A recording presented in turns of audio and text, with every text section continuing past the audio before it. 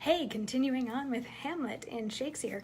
And we do get one more monologue out of Act 1, Scene 2. This one is from Horatio, who, if you remember, saw a ghost up on the wall while he was keeping watch with the boys, and then went to go find Hamlet, who we found out yesterday is really upset about the weird incestuous family dynamic that's going on right now.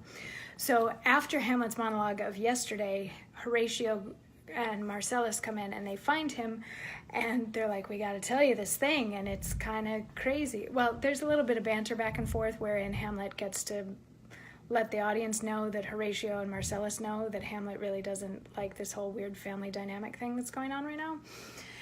And yeah, so there's a little bit of back and forth, and then Horatio's like, I saw your dad, and Hamlet's like, wait, what? And he's like, yeah, as a ghost. And Hamlet's like, wait, what?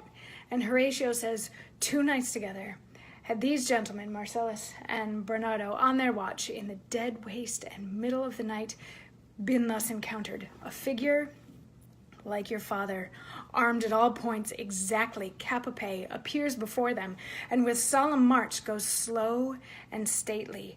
By them thrice he walked, by their oppressed and fear-surprised eyes, within his truncheon's length, whilst they, bestilled almost to jelly with the act of fear, stand dumb and speak not to him. This to me, in dreadful secrecy, impart they did, and I with them the 3rd night kept the watch, whereas they had delivered both in time, form of the thing, each word made true and good. The apparition comes. I knew your father. These hands are not more like.